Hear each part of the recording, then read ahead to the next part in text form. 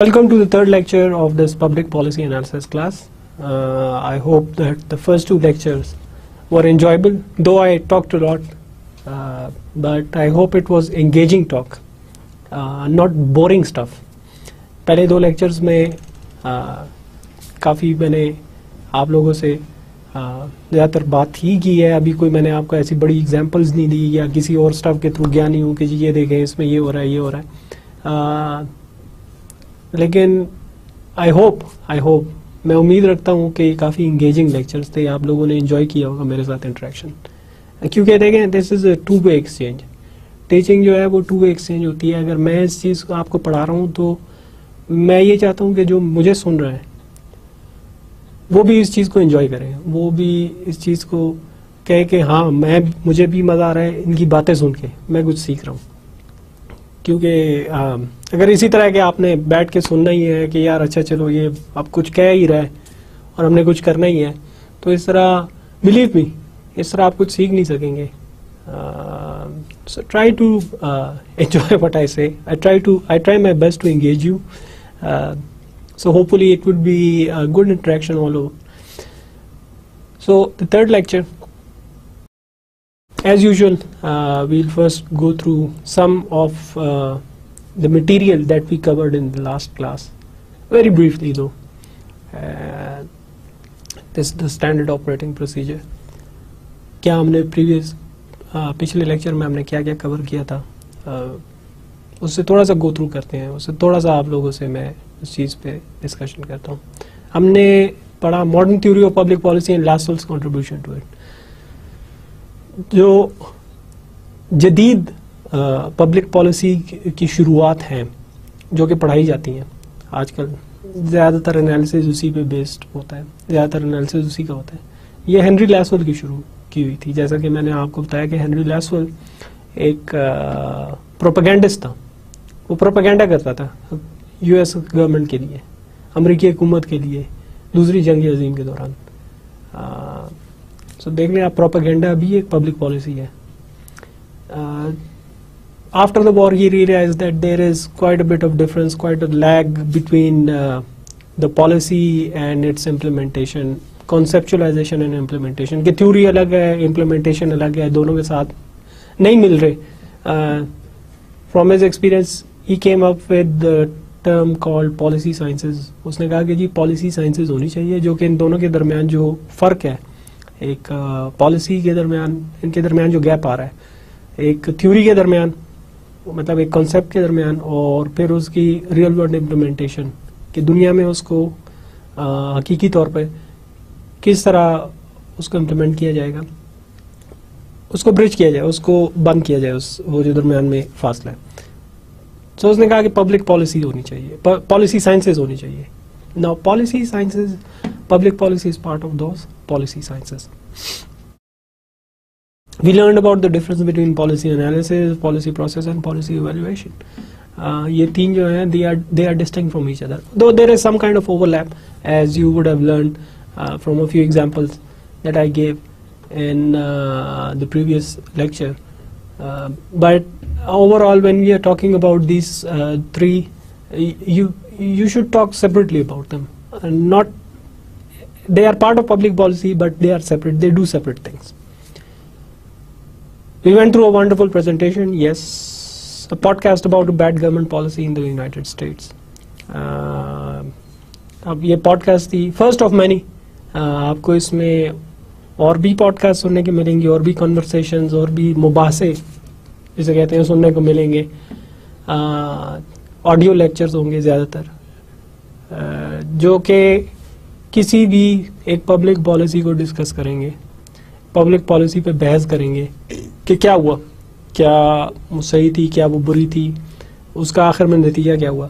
अब आखिरी लेक्चर में जैसा कि मैंने आपको कहा कि मैं सिर्फ बातें नहीं करना चाहता, दरमियान में आपको इंगेज भी रखना चाहता हूँ. मैं चाहता हूँ कि आप लोग एंजॉय भी करें. That is the way to go as far as teaching is concern. I gave you this podcast, I complimented my lecture with this podcast, जो कि इंतहाई इंटरेस्टिंग थी. At least I found it very interesting, इसलिए मैंने आप लोगों से share की. I share it with you because it's pretty recent and it's a wonderful example in how a policy can go bad.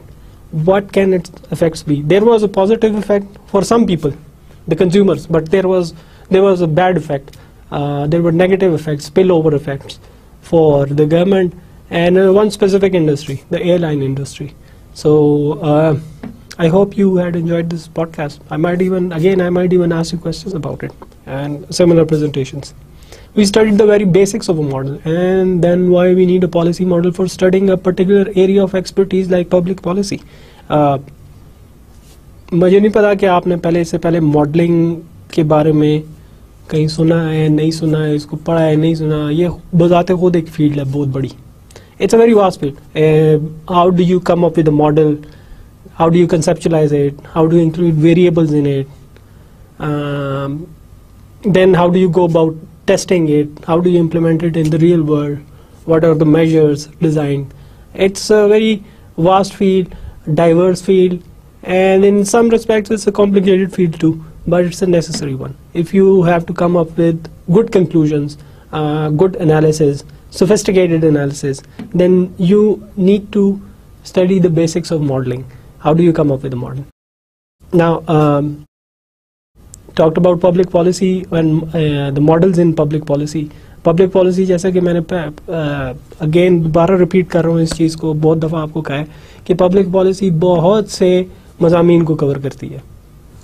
Psychology आगे हेनरी लैसवेल जो था, जो कि प्रोपेगेंडा कह रहा था, वो यही कह रहा, वो प्रोपेगेंडा का एक बड़ा मकसद ये होता है कि आपके जहनी तौर पे आपको इस चीज़ को, आपके जहन में एक चीज़ डाली जाए कि हम जो कर रहे हैं वो सही कर रहे हैं, जो दूसरा कर रहा है वो गलत कर रहे हैं. सियासी पार्टियाँ यही करती हैं. So in a vast field like public policy, it's a good idea to come up with a model. What it tends to do is that it tends to improve upon the previous ones because there might be something lacking in it. Remember, the world is not stale. It keeps on moving, it keeps on changing, it keeps on evolving.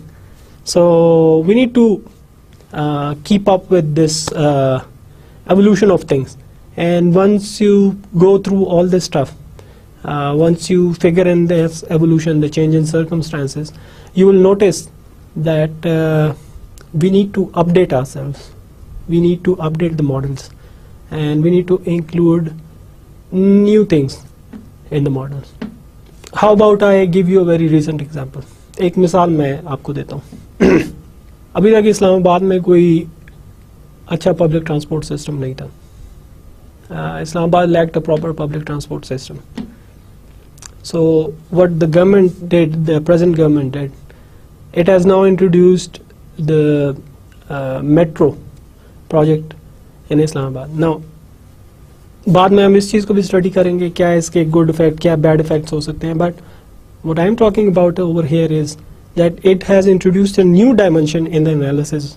If you are talking about Islamabad, if you are talking about its infrastructure, if you are talking about its facilities, if you are talking about the transport facilities for its residents, if you are talking about what kind of effects it will have on the financial health of people or the government. So there is a whole new dimension. ये एक बहुत बड़ा project है.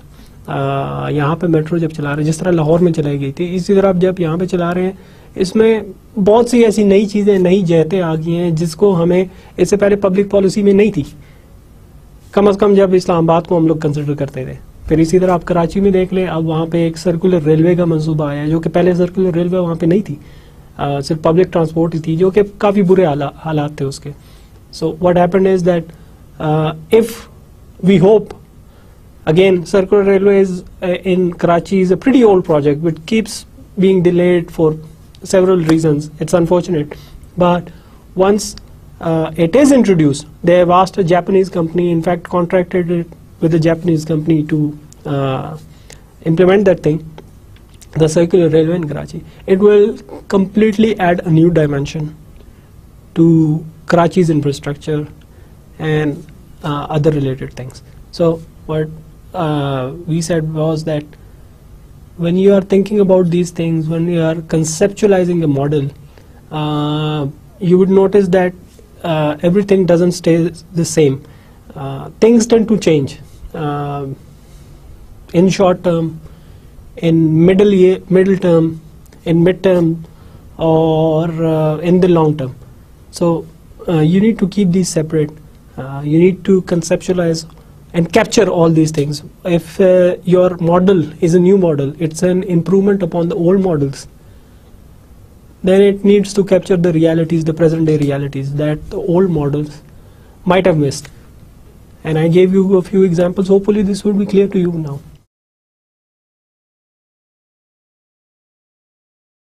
And here we go again. जिस तरह मैंने आपको पिछले लेक्चर में एक पॉडकास्ट, एक मुकालमे से जो आपको कॉम्प्लीमेंट करता था लेक्चर को, वो आपको दिया था, इसमें आपको मैं एक आर्टिकल इस लेक्चर के साथ होगा जो कि आपने पढ़ना है. ज़्यादा से ज़्यादा 10-15 मिनट का आर्टिकल है, but it's a very good one. It's written by Dr. Farooq Salim. It's a recent one, and not very recent one. It's about, I think about a year old or 1.5 year old. It's about this supposed pipeline, the proposed, I should say, the proposed pipeline between Pakistan and Iran. It was once called the IPI pipeline.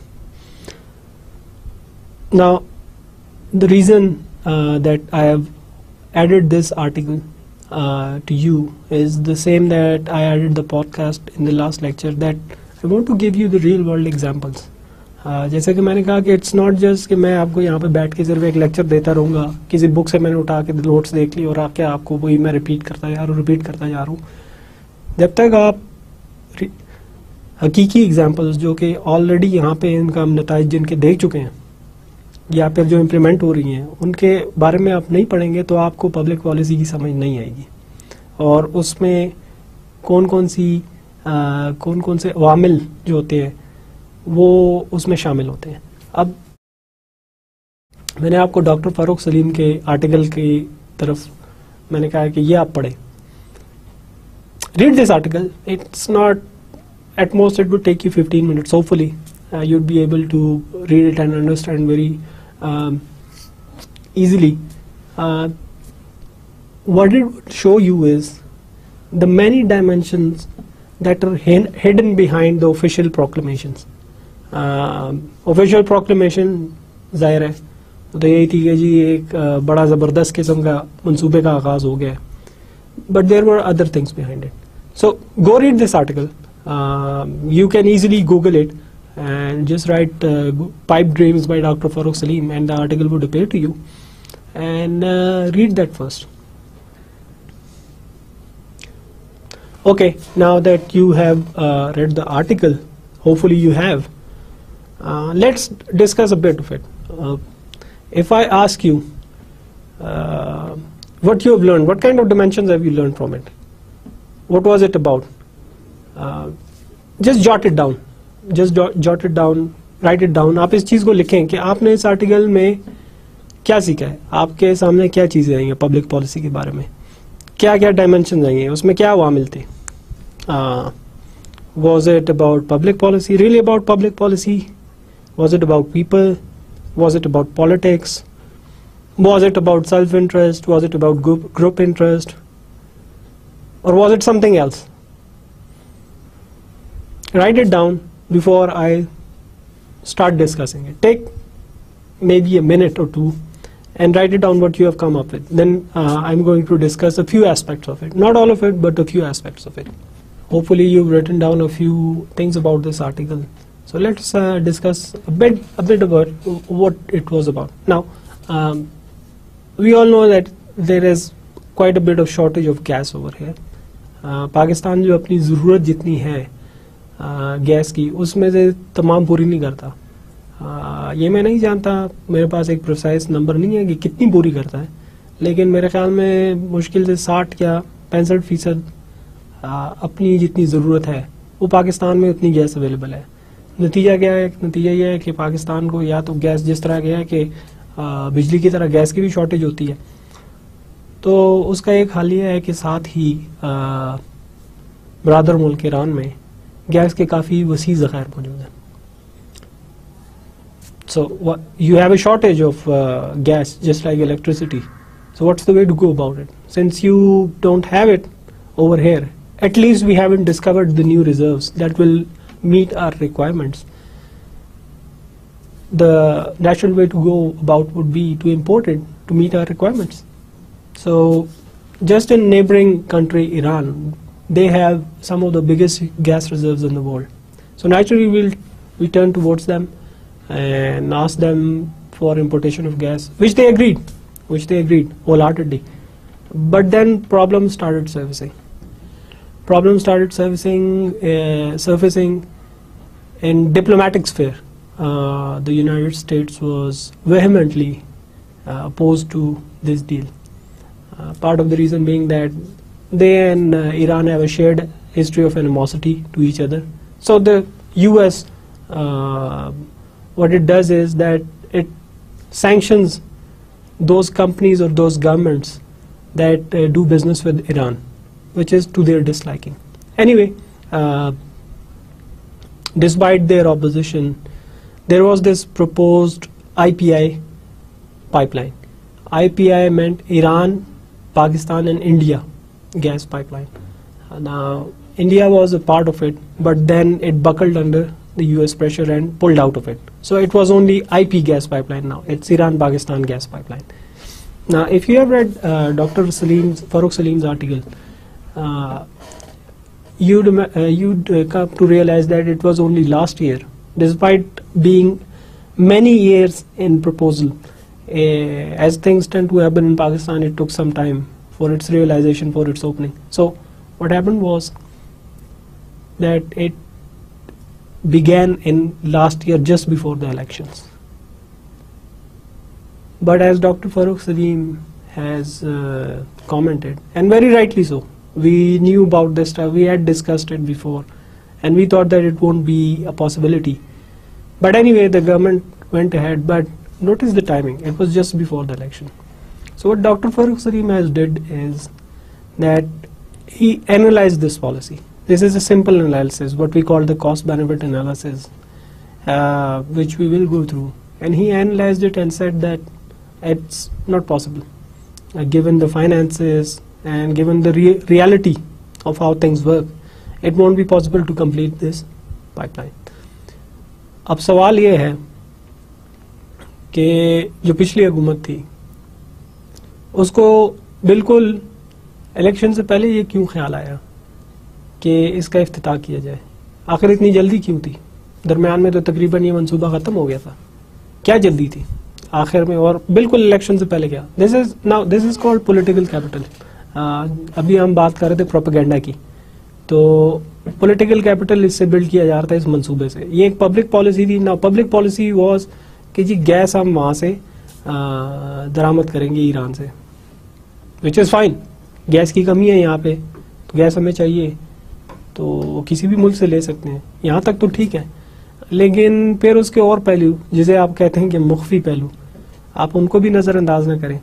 अब आप जिस तरह doctor Farooq Salim ने बताया कि उसकी लागत ही इतनी है कि जो दोनों ईरान और पाकिस्तान के पास नहीं है. अब सवाल ये आता है कि अगर थी नहीं तो फिर इफ्तिताह क्यों किया गया, और वो भी इलेक्शन से पहले? सादी सी बात यह है कि जो पॉलिटिशियंस हैं उनको वो हकीकत का काफ़ी इदराक रखते हैं. हमें नहीं पता होता, हम समझते हैं वो बेवकूफ़ है, लेकिन वो इतने बेवकूफ़ नहीं है. वो काफ़ी शातिर है, काफ़ी होशियार है. चालाक नहीं कहूँगा, होशियार कहूँगा. लेकिन उन्होंने ये देखा कि यहाँ पे अगर कोई अमेरिका के ख़िलाफ़ बात करता है तो आवाम उसको बड़ा पसंद करते हैं. somehow they get a lot of accolades that this guy is anti-American, so this guy must be good. So what they did was that, realizing that the elections are near, they proposed to Iran that let's start this gas pipeline. The Iranian government was already waiting and said amen to it. Let's come and start the gas pipeline. So just before the elections, the gas pipeline was inaugurated. And not surprisingly, the party at that time tried to make political capital out of it for gaining votes, that despite American pressure, we have started the gas pipeline. And now people of Pakistan will benefit. And this is because of us, we are very good. Look, there was a lot of pressure on us, but we didn't care. Blah, blah, blah. all false, sorry to say. The problem is that the financials don't stack up and the reality doesn't stack up against what they proposed. ये सिर्फ और सिर्फ इसलिए किया गया था ताकि लोगों को ये बावर कराया जाए कि हम जो है सिर्फ आपकी खिदमत के लिए हम किसी का भी प्रेशर बर्दाश्त कर सकते, किसी की भी मुखालफत बर्दाश्त कर सकते, बेशक वो अमेरिका ही क्यों ना हो। आखिर में उसका नतीजा क्या है? अभी तक वो गैस पाइपलाइन जो है वो शुरू ही नहीं हुई, क्योंकि ना पैसे ही नहीं थे उसके लिए। There were no financials, financials didn't stack up. जब पैसा ही नहीं है गैस पाइपलाइन बिछाने के लिए, तो you how do you go about it? फिर दूसरा ये भी देखें कि जिन इलाकों से उसको गुजरना है, बलूचिस्तान के इलाकों से, वहाँ पे सिक्योरिटी का बहुत बड़ा मसला है, और इतनी लंबी गैस पाइपलाइन बिछाने के लिए कितना टाइम दरकार होगा, सिक्योरिटी उसकी कैसी यकीनी बनाई जाएगी। These are things that everybody knew. I'm sure everybody knew, but didn't care about it because they had this one very small thing in mind, the policy makers in Pakistan, that let's start this thing before the elections. We'll probably win a lot of votes by telling people that look, we are opposed to America and with Iran, and this is the way to go about it. A very poor choice in the end because it didn't back them many votes, and but what it did was that it really infuriated the Iranian government, because they are now saying that if you didn't want to continue with this, if you didn't have the financials, then why did you ask us to come in and inaugurate this thing? This is a lesson in public policy. Foreign policy is part of public policy. As I said, that it covers many fields. देखिए इसमें अब वो Iranian government, they are right in asking, अब ईरान की हुकूमत ये पूछ रही है कि अगर आपके पास पैसे थे ही नहीं तो आपने ये शुरू क्यों किया, हमें बुलाया क्यों कि जी आज ये शुरू करते हैं इस चीज़ को।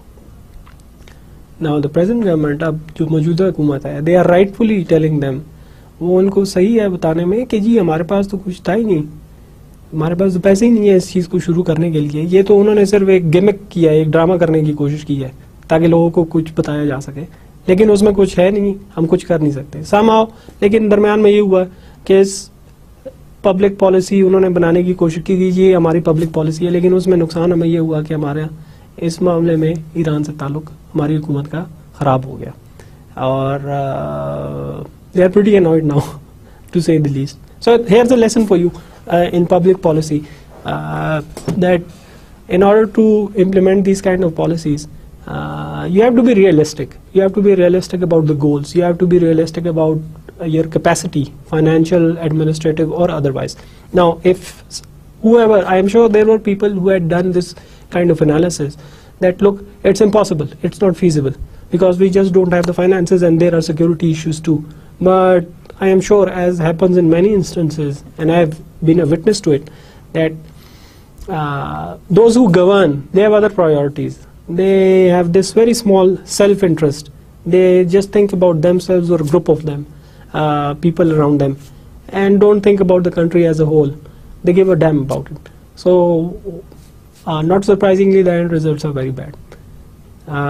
So hopefully it was a good lesson, good read for you, and a good lesson for you too, future public policy analysts, that how you try to go about these things and how you make sure that when you analyze a specific public policy or a specific project, then what you need to factor in all these things. Now let's go towards the models of public policy. What kind of models are we talking about? We've in the last lecture we already went through the importance of modeling, the basics of it, and now we come to the models of public policy. There are some issues that we need to discuss before we go on, some realities that we need to keep in mind when we are discussing the public policies, models relating to public policies.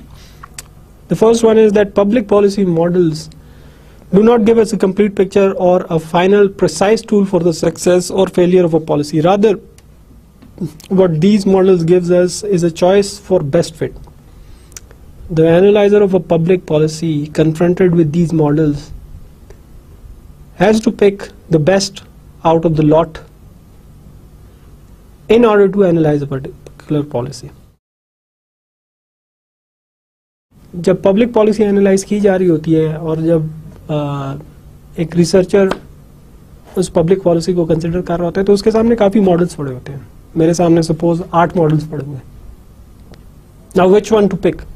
ये 8 models हैं, इसमें से मैं कौन सा उठाऊँ, कौन सा best fit है, सबसे बेहतरीन कौन सा रहेगा. क्योंकि जिस तरह के मैंने अभी आपको IPI गैस पाइपलाइन की एग्जांपल दी कि इसमें और भी बहुत से अवामिल थे. There were so many aspects of it, we have just covered a few, that it's difficult to gain a complete picture. What you are doing over here is that you are proposing as a public policy analyst, as a researcher, that look, among all these models, given the realities, given all the variables, this one I believe is the best fit. This one, from what the kind of analysis that we have done, what we have studied the history of the implementation of these kind of projects, I think this is the best one and we should go ahead with it. So what you are doing over here is that among the many choices of the models that are related to a public policy, you would be picking one of them and perhaps adding something of value to it when you are proposing it for a public policy implementation. So what you are not doing is that telling the public policy maker that look, there are 10 models, so why not, let's go ahead with 10 models. No, you're going to be picking one of them and telling the public policy modeler or the implementer or the designer that this is what I believe as a public policy analyst, that this is the best fit. Second, the general categorization of public policy models is not easy, since, as we discovered in the first lecture, policy possibilities are unlimited because of the scope of the subject. However, for the convenience of a policy analyst, these models can be divided into 8 general categories. They are as follows. अच्छा, अब इनकी देखें categorisation जो है कि ये कहें कि जी ये मॉडल इस तरह के है, ये इसमें आता है, ये एक आसान काम नहीं है.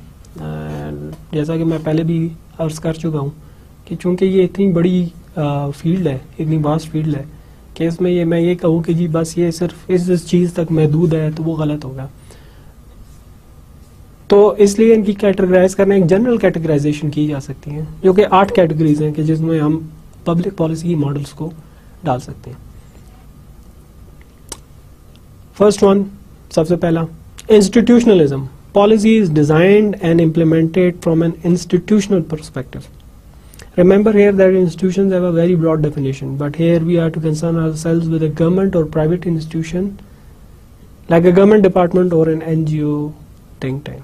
अच्छा, institutionalism, अब एक चीज़ देखिए कि हमारा जो एक चीज़ नोटिस कीजिएगा कि जब हम इंस्टीट्यूशन की बात करते हैं, जो हमारे जहन में जो फ़ौरन एक खाका आता है वो आता है किसी डिपार्टमेंट का या किसी एक बिल्डिंग का, ब्रिक एंड मॉर्टर बिल्डिंग का, कि जी ये इंस्टीट्यूशन है. एक इंस्टीट्यूशन की डेफिनेशन इतनी लिमिटेड नहीं है. इंस्टीट्यूशन जो है, if I have to define it broadly, it's a very vast field. Institution is going about a particular thing, going about how you deal with that और the way that things are done. अब suppose I gave you a simple, I'll give you a simple example. Saving. People do save. I try to save. Though I'm not very successful at it, but I try to save from what I earn. And a lot of other people do. Now saving is itself an institution. It's a behavior that a person have. That comes from many things. Comes from family, comes from learning, comes from experience. In my case, it comes from family and my experience. It's a behavior which is characterized as an institution. So you can see that it's not just a building. Saving is not a building. Or investing, it's not a building. Or trusting people, for that matter. Having trust in people is also an institution. These are not buildings made out of cement and other stuff. These are just ways of going about the business of life. But over here, for the purpose of this very model this very category of public policy models. Let us just confine ourselves to government or private institutions. Like you have the Health Ministry, you have the Finance Division, you have the Interior Ministry, you have lots and lots of ministries, most of them doing nothing, as I've experienced. They are just wasting money, but they are institutions of the government through which it conducts its daily business. And remember that private sector, although it's not government sector, but private sector, they in themselves also represent institutions, because and a lot of times what the government does is that takes their help. It outsources its work to private sector institutions to carry on what the kind of policy that they come up with. Second one is process. This argument of facet of public policy mainly looks at policy from a political perspective. तो ये ज़्यादातर जब हम process की बात कर रहे हैं इस कैटेगरी की, तो ज़्यादातर हम जो डिस्कस कर रहे हैं वो सियासत के बारे में डिस्कस कर रहे हैं कि, और again make this distinction clear, जब मैं सियासत की बात कर रहा हूँ तो मैं सिर्फ सियासतदानों की बात नहीं कर रहा, जो नॉन सिविलियन एक्टर्स हैं, मिसाल के तौर पे यहाँ पे काफ़ी फौजी हुक्मरान भी आए हैं, तो जो उनकी पॉलिसीज़ हैं उसमें भी सियासत होती है. तो अगर कोई ये कहे कि मैं सियासत नहीं कर रहा, कोई हुक्मरान ये कहे कि मैं सियासत नहीं कर रहा और मैं सियासतदान नहीं हूँ, सियासतदानों तक महदूद नहीं है, हर बंदा सियासत करता है. आप अपने इर्द गिर्द देख ले, लोग सियासत में मसरूफ़ होते हैं. एक मोहल्ले में जो लोग रह रहे हैं उनकी भी कोई स्ट्रेटजी होती है, कोई सियासत होती है कि किससे ताल्लुक़ रखा जाए, किससे ना रखा जाए. So it's a process, it's a political perspective which every one of us usually goes through without realizing. The third one, rationalism. This perspective looks at policy making from a social or welfare gain. Remember, welfare means many things to various people. That is why we see so much disagreement from policy in the first place. Welfare, social gain. That's the name of the game. आजकल जब भी आप बात सुनेंगे किसी के मुंह से, कोई भी हो, अगेन कोई सियासतदान हो, सिविलियन हो, गैर सिविलियन हो, बात कहाँ पे आके ख़त्म होगी? वहाँ पे ख़त्म होगी कि हम इस मुल्क की फलाह बहबूद, जिसे आप वेलफेयर कहते हैं, उसके लिए क्या कर सकते हैं, क्या करना चाहिए, क्या हुआ क्या नहीं हुआ, ज़्यादातर बात इसी के बारे में है. This is kind of the holy grail of governance about the welfare of the people. जब व्हेन पीपल से के Scandinavian countries or the Western European countries are welfare states, what they are talking about is the overall welfare or the happiness of the people. So in very, I should say, restrained terms, if you, in a narrower sense, when you're talking about the welfare of the people, think about the happiness of the people. If by implementing a certain policy, you find that this particular policy of the government has resulted in people being more happy than before, they like it, then consider it in a gain on overall welfare. As I said, but yes, it's not that easy. In my previous lecture I gave you the example of simple black and white, and there is nothing like it. So you'll probably find that some people are happy, some people are not happy, but I am talking about overall. So in this overall there are various groups. 1 or 2 might be unhappy, but 6 or 7 might be happy. So if you have 10 groups of which 7 are happy as a result of a particular public policy, and only 3 are unhappy, then in very restricted terms what you would consider it is a gain in welfare. Remember, welfare means many things to many people. जैसा कि मैंने कहा कि welfare या फलाह बहबूद बहुत से लोगों के लिए बहुत से मायने रखती है. अब मेरे लिए फलाह बहबूद क्या होगी, किसी और के लिए वो फलाह बहबूद नहीं होगी.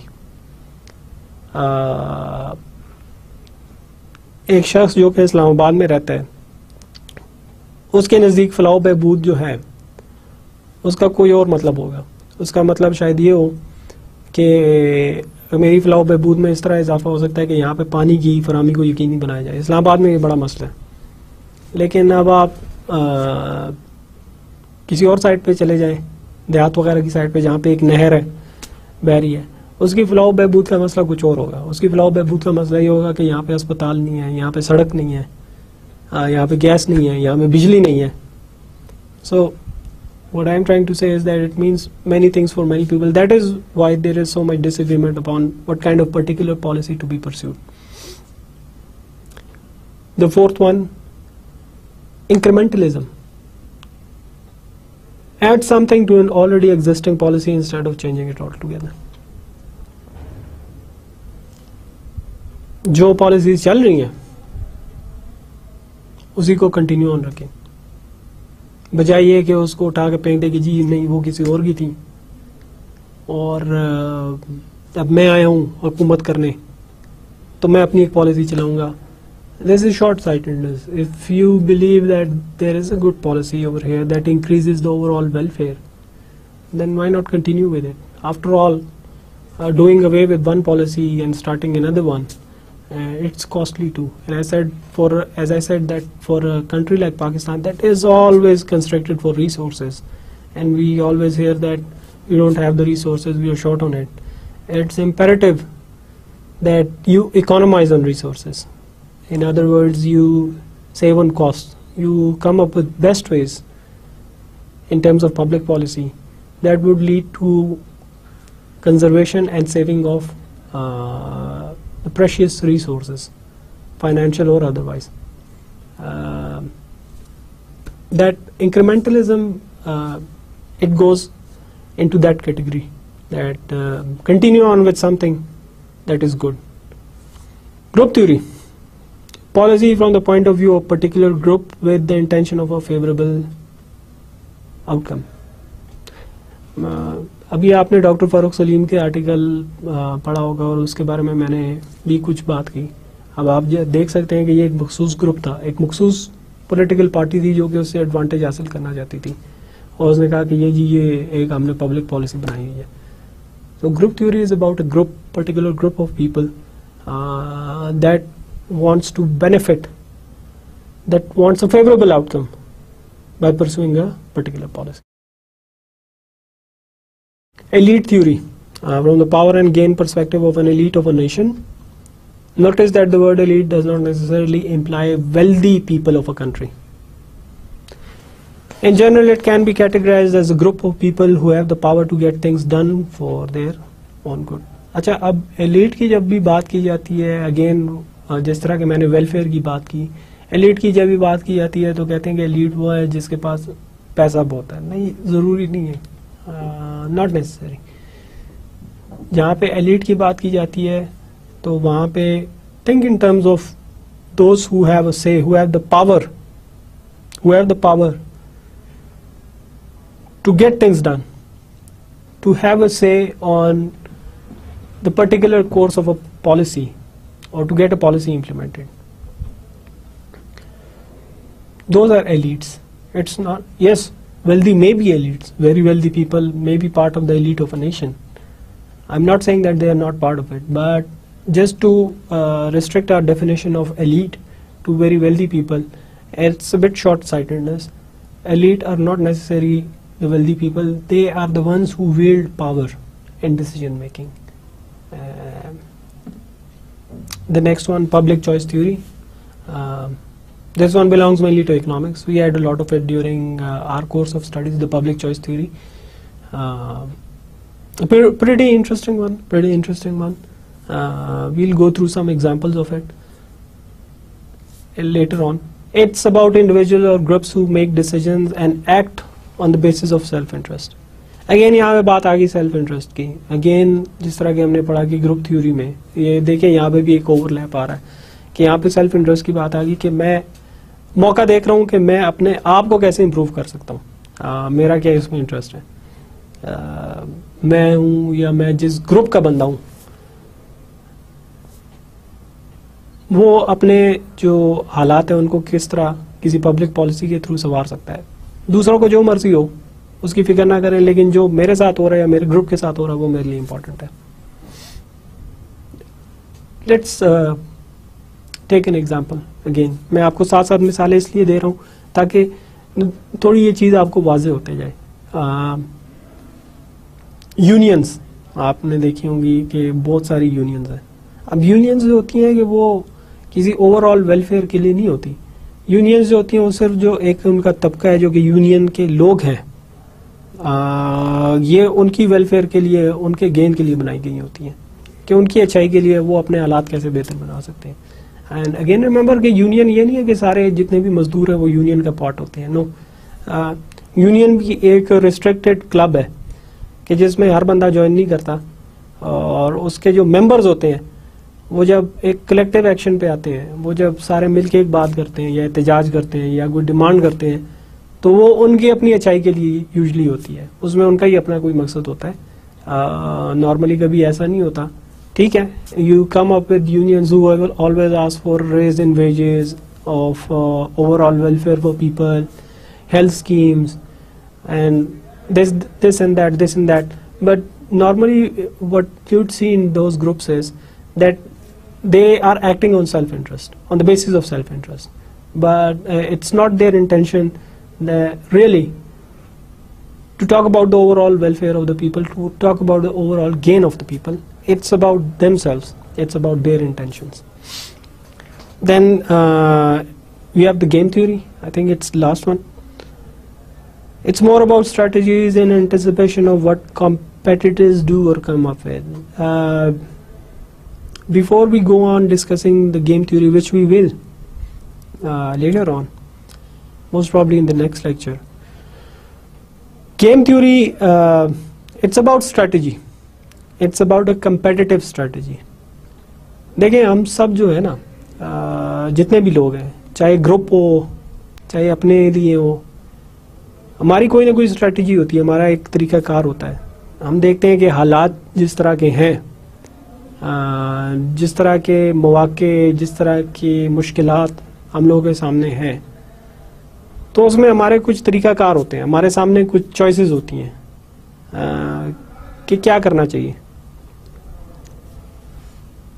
अगर उन सारी चॉइसेस को हम कंसिडर करें, अगर उन सारे मौक़ों को हम कंसिडर करें और देखें कि अच्छा, अगर मैं ये काम करता हूँ, उसके साथ मिल के करता हूँ, या उसके साथ मिल के नहीं खुद करता हूँ, तो उसका मुतवक्किल नतीजे क्या हो सकता है।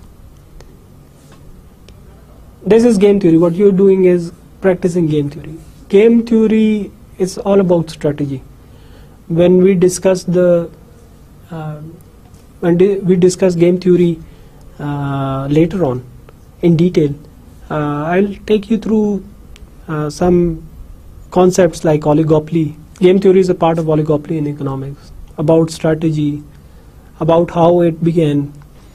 Oscar Morgenstern and another person, John von Neumann.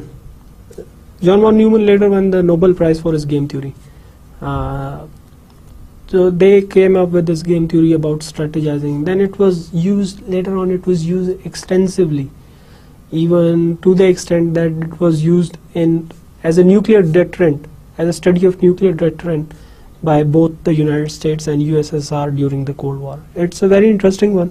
One of the game theorists later won another Nobel Prize because he, through game theory, he came up with some conclusions regarding the use of United States nuclear weapons.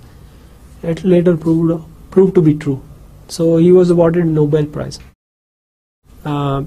For the moment, just think about game theory in terms of strategy. क्या strategy है आपकी? जिस तरह के हालात आपके सामने हैं, आपके सामने कोई अपोजर है, कंपेटिटर है, आप मिसाल के तौर पे, मतलब बहुत सी चीज़ें हो सकती हैं, लेकिन मैंने कंपेटिटर की मिसाल दी कि उसकी स्ट्रेटजी आपकी क्या होनी चाहिए कि इसके साथ मिलके एक चीज़ परस्यू की जाए या खुद से परस्यू की जाए, वो अपना काम करे, मैं अपना काम करूं, इसमें मेरा ज़्यादा फ़ायदा है। तो ये एक गेम थ्योरी का पार्ट है. You are strategising on something. अब थोड़ी सी एक्सप्लेनेशन. थोड़ी बहुत मैं बात कर चुका हूँ, लेकिन let's go towards a further explanation of these models and what they tend to convey, what they tend to say, what their implication is. First one is institutionalism. Think about the government. Where does it derive its authority from? How does it run its affairs, and how does it implement it? Think about the exercise. Think about the constitution, the courts, or any other laws that authorities use in exercising their powers. These all give legitimacy to the government to design and implement a policy. In other words, any government policy normally has a legal backing. जब आप institutionalism की बात करते हैं तो सबसे पहले एक चीज़ जो मद्देनज़र रखनी पड़ती है वो यह कि हुकूमत के पास इख्तियार है. हुकूमत अच्छी है बुरी है ये अलग बात है, लेकिन उसके पास इख्तियार है. उसके पास एक कानूनी इख्तियार है कि जो वो अपना पॉलिसी इम्प्लीमेंट करना चाहती है उसका इख्तियार उसके पास है कि उसको वो इम्प्लीमेंट करे. This is the basis. You have to think of it in terms of that. Yes, a government, good or bad, doesn't matter, but it does have the constitutional authority, the legal authority, which it derives from various sources, courts. Basically, a democratic government derives its authority from the constitution and from court decisions, from law and other stuff. So it has a legal backing. A government policy is a government policy whether anybody likes it or not. If it is in power, does not matter how it gets it, डंडे के जोर पे या वोटों के जोर पे, it has the right to do it. And how does government implement its policy? Through various institutions that run under its ambit. चलें अब हुकूमत के पास ये इख्तियार तो आ गया, उनके पास एक लीगल बैकिंग है, उनके पास ये हक है कि हाँ जी हमने अगर पॉलिसी एक इम्प्लीमेंट करनी है तो हमारे पास ये इख्तियार है, कानूनी इख्तियार है. उसके बाद आता है इम्प्लीमेंटेशन का फेज, और वो किसके थ्रू की जाती है, इम्प्लीमेंट की जाती है. गवर्नमेंट ने जो डिपार्टमेंट्स हैं वो इसीलिए कायम किए जाते हैं, इसीलिए रखे जाते हैं कि हुकूमत अगर एक पॉलिसी लागू करना चाहती है तो इन इदारों के थ्रू करती है. अब मसलन सिक्योरिटी पॉलिसी आप देख लें, वो किसके थ्रू होती है, वो होती है आर्म फोर्सेस के थ्रू, और एक बहुत बड़ा वजारत दाखिला रखा हुआ है जिसमें पुलिस है, रेंजर्स हैं और इस तरह के पैरामिलिट्री ट्रूप्स हैं जो कि उस पॉलिसी को हुकूमत की इम्प्लीमेंट करते हैं. In Pakistan, there are two major tiers of institutions that run under the governments, federal and provincial. Normally, the federal government and its institutions have been the dominant ones in making and implementing policies. But with the passage of 18th Amendment, the provinces and their institutions have gained a more stronger footing. Pakistan की तारीख अगर उठा के देखें तो उसमें ये चीज़ काफ़ी हद तक सामने आ जाएगी कि जो फेडरल गवर्नमेंट है या वफाकी हुकूमत है उसका काफ़ी स्ट्रॉन्ग होल्ड रहा है तमाम चीज़ों पे, तमाम पॉलिसीज़ पे. काफ़ी अरसे से सूबों की एक शिकायत थी कि हमें अपनी हुकूमतें जो है अपनी मर्ज़ी के मुताबिक चलाने का हक नहीं मिल रहा. रिसोर्सेज जो हैं वो फेडरल गवर्नमेंट के पास हैं जो कि हमारे होने चाहिए. जितना रेवेन्यू फेडरल गवर्नमेंट कमाता है उसमें ज़्यादातर हिस्सा प्रोविंसेस का है. बहुत अरसे से एक डिबेट चल रही थी. After the passage of the 18th amendment, 18वीं तरमीम जो पास हुई है, उसके बाद काफ़ी हद तक इख्तियारात जो हैं वो सूबों को मुंतकिल हो गए हैं. आपने शायद पढ़ा हो शायद ना पढ़ा हो कि बहुत सी मिनिस्ट्रीज वो जो हैं वो सूबों को मुंतकिल कर दी गई हैं. उनके पास ये इख्तियार आ गया है कि इन मिनिस्ट्रीज़ को, इन डिविजन्स को टू रन दम, उनको इस्तेमाल किया जाए, उनसे काम लिया जाए. ये इख्तियार अब सूबों के पास आ गया जो पहले वफाक के पास था. सो अगर notice another thing over here is that I said that things do not remain the same. Now, models that had been developed before the 18th Amendment, it's not necessary. They might have been very good models, but now there is another variable, there is another change in circumstances, in that after the passage of 18th Amendment, a lot of the rights to govern, to go about things, to implement a specific policy, they have gone to the provinces. So there is this new element which we need to factor in, if we have to analyze the policy, if we have to come up with a good model. Second one, process. Policy making is a political process. By the word political, the exclusivity of policy to politician is not implied, as I said before. It's not just about politicians. Rather, by a political process, we mean a kind of consultative process that involves decision maker, governments, and the participants of the rest of the society, like organizations. You have think tanks, you have non-governmental organizations, you have non-profit organizations, in lieu of designing, implementing, and carrying out a policy. The government's role in this kind of model largely owes to the fact that the government resources are unlimited as compared to the private sector और the non government sector. Again वही बात है कि देखें, हमने पता है कि एक हुकूमत जो होती है उसका बड़ा मकसद क्या होता है. एक हुकूमत जो इक़्तिदार में आती है उसका एक बड़ा मकसद ये होता है कि अपने इक़्तिदार को दुआम बख्शे कि ये मजीद तूल अगला जब इलेक्शन हो तब भी हम कामयाब हो. जाहिर है इसमें जैसा कि मैंने आपको IPI गैस पाइपलाइन की मिसाल दी कि वो एक सियासी अरबा था ज़्यादा, उसकी कोई असल में जब आप देखते हैं उस चीज़ को एनालाइज करते हैं तो उसकी कोई वो बनती नहीं थी, हकीकत बनती नहीं थी, ना बनती हुई नज़र आ रही होती, लेकिन फिर भी they went ahead with it. What is happening over here in this case, what I want to say is that when you study the history of policy implementation in Pakistan, you'd find that governments have been pretty inefficient over time. हुकूमतें कोई इतनी कामयाब हुकूमतें नहीं रही जहाँ पे policy implementation की बात आती है या कि कोई पॉलिसी इम्प्लीमेंट करनी है या उसके क्या ओवरऑल नतीजे निकले, जो कि ज़्यादातर बुरा ही थे, ज़्यादातर नेगेटिव ही थे, उसमें काफ़ी रिसोर्सेज ज़ाया भी हुए. Then why persist with the government, why not with the private sector. उनको आगे लाना चाहिए. अगर हुकूमतें इतनी ही नाकाम है तो फिर क्यों हुकूमत से ये काम करवाया जाए, कोई और क्यों ना आए. अब कोई और में जो सिविल सोसाइटी आ गई, प्राइवेट सेक्टर की मैंने बात की, NGOs आ गए, नॉन प्रॉफिट ऑर्गेनाइजेशंस आ गई, they are all already part of the working and implementation of policy making, but remember they have a they still have a very low profile as far as things in Pakistan go. And the reason that I just discussed it, that they don't have the powers, they don't have the kind of legitimacy that the governments, federal or the provincial have. Now, मिसाल आपको उसकी सबसे बड़ी देता हूँ कि हुकूमतों के पास, जो कि अगर सूबाई हो या वफाकी हुकूमत हो, उनके पास एक बड़ा इख्तियार होता है कि वो आप पे टैक्स लागू कर सकते हैं, आप पे और मुझ पे, without even asking me. They don't ask anybody. जाहिर है प्राइवेट सेक्टर के पास जो होता है वो ये इख्तियार नहीं होता कि वो लोगों पर टैक्स लागू करे. ये इख्तियार सिर्फ हुकूमत के पास होता है. The end result is that we know that the government's resources in this case, they are much wider, they are much more than the private sector resources. Private sector is very much constrained for resources. It cannot tax people to gather more resources, but the government can. It can, for example, it can increase the petroleum levy. जो कि petrol पर tax लगाया जाता है, उस पर कम से कम 5 मुख्तलिफ किस्म के टैक्स लगाए जाते हैं, इसीलिए इतना महंगा है. वरना इंटरनेशनल मार्केट से जब पेट्रोल दरामद किया जाता है, ये भी आपको बता दूं कि वो ज़्यादा से ज़्यादा हमें 35 रुपये में पड़ता है पर लीटर, लेकिन इतने टैक्स उस पर लगाए जाते हैं कि आखिर में उसकी कीमत जो है वो 100 रुपये से ऊपर ही हो जाती है. एनीवे, हुकूमत के इख्तियार, हुकूमत ये कर सकती है, उसके पास ये ताकत है, कानूनी ताकत है उसके पास, कानूनी इख्तियार है उसके पास कि वो टैक्स लगा सकते हैं. ये प्राइवेट सेक्टर के पास नहीं है. So that's why government's role, like it or not, it's important. It will be part of the things, despite it being inefficient and corrupt. At the conceptual level, all the actors mentioned above are involved, but when it comes to final implementation, it is the respective governments that take the lead.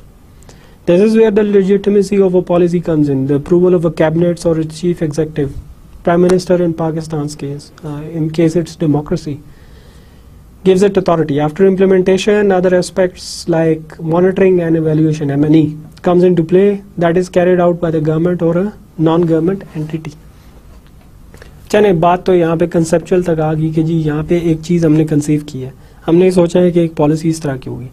अब उसमें government ये कर सकती है, जाहिर है उसकी अपनी मंशा, उसकी अपनी मर्जी पे होता है कि एक पॉलिसी हमने जब इम्प्लीमेंट करनी है तो उसमें क्या किसी से मशवरा लिया जाए या ना लिया जाए. आजकल this is a fashion, this is standard operating procedure that they consult various people, various groups in the society that are non-government. This could mean civil society, this could mean private organizations who have experience in a specific field. There are quite a few in education and health sector, and it means that the government consults them before implementing a policy, before designing a policy. It's another matter that in the end a lot of their proposals they just get sidestepped, and government ends up doing what it wants to do.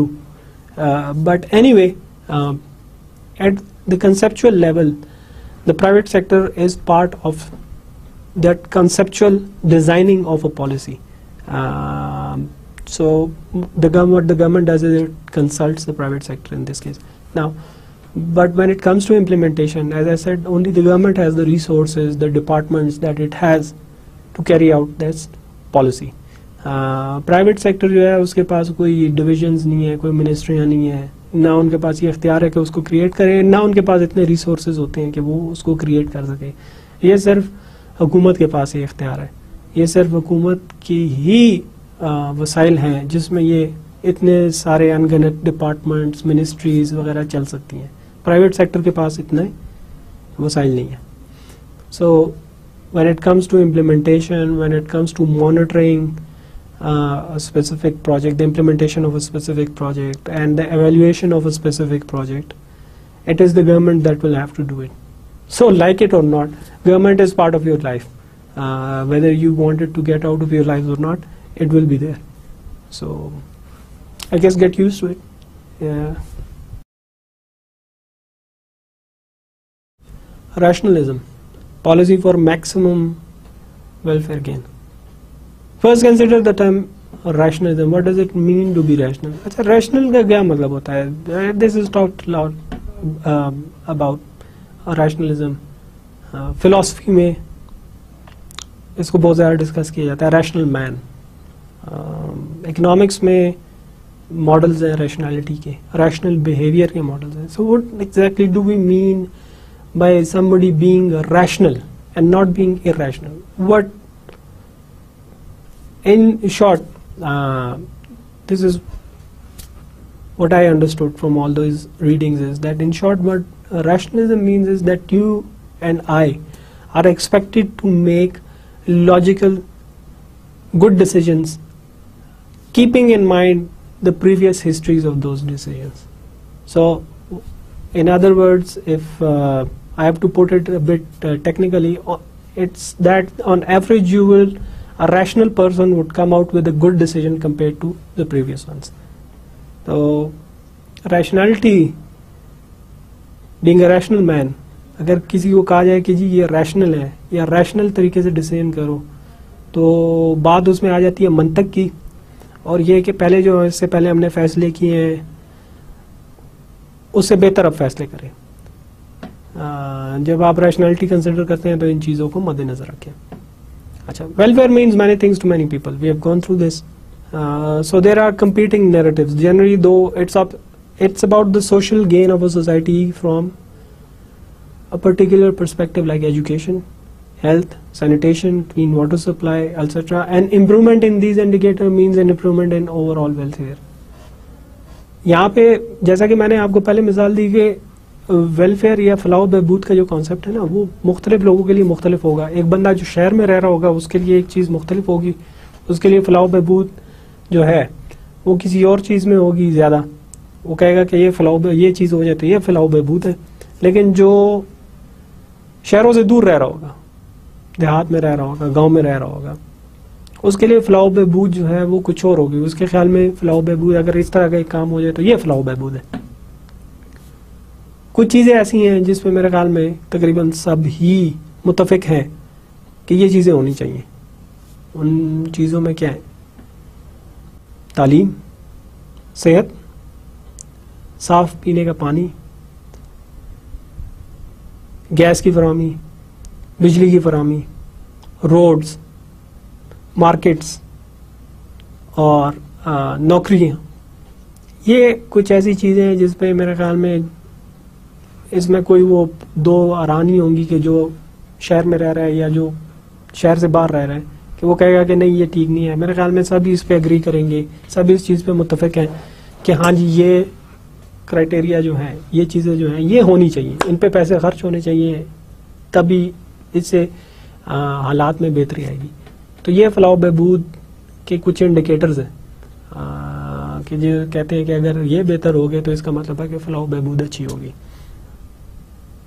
The criteria here, unlike many other indicators, revolves around unobserved quantifiable gains to, for example, educating a child or improving the child's health may cost the government a specific amount, but the gains are more than the cost to the government. अच्छा, अब ये देखेंगे इसमें मैंने इसमें एक नई term आई है क्वान्टिफाइबल गेंस। अब आपको पता है कि एक चीज़ आपने खरीदनी है जो कि आपको 100 रुपए की पड़ेगी, तो आपको पता है कि मैंने 100 रुपए खर्च करके खरीदनी है।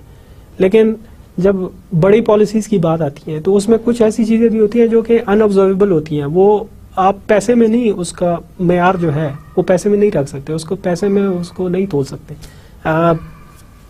अब मैंने आपको एक बात ये बताई, इसमें मैंने आपको एक ये मिसाल दी कि एक बच्चे को एजुकेट करना जो है, अब सिर्फ ये नहीं है कि हुकूमत ने जो है 10,000 रुपये बच्चे पे लगा दिया या 1 लाख रुपए स्कूल के कायम करने पे लगा दिया। उसमें कुछ ऐसी चीज़ें भी हैं जो कि अनऑब्जर्वेबल हैं, जो कि आप पैसे में नहीं मेजर कर सकते। आप ये नहीं कह सकते कि ये देखा ये पैसे इतने, ये पैसे के मुताबिक है। अब जो एक पढ़ा लिखा बच्चा होता है उसके लिए मिसाल के तौर पे अनपढ़ बच्चे के मुकाबले में नौकरी ढूंढना ज़रा आसान काम होता है। पाकिस्तान में ज़ाहिर है नौकरी ढूंढना बड़ा मुश्किल काम है, लेकिन I am just giving you an example कि पाकिस्तान में एक कहीं भी हो, सिर्फ पाकिस्तान नहीं कहीं भी हो, एक पढ़ा लिखा बंदा जो है उसके लिए नौकरी ढूंढना या मौके ढूंढना जो है वो ज़रा निस्बतन आसान है, और उन मौक़ों का फ़ायदा उठाना जो है वो निस्बतन आसान है बजाय इसके कि एक बिल्कुल अनपढ़ बंदा हो। आजकल आप कोई भी इश्तिहार देख लें नौकरी का, तो वो क्या कहेंगे, कम अज़ कम एहलियत होती है मैट्रिक या FA पास, तो जिसने नहीं किया वो उस बेचारे के लिए तो बड़ी मुश्किल है। अब हुकूमत की पॉलिसी अगर यह है कि वो खर्चा कर रही है एक गांव में स्कूल बनाने के लिए जहाँ पे पहले से स्कूल है नहीं, और वो बच्चा पढ़ लिख जाता है, मैट्रिक कर लिया FA कर लिया, तो उसके लिए बड़ा आसान हो जाता है बजाय इसके कि उसने बिल्कुल पढ़ा लिखा नहीं है नौकरी तलाश करना।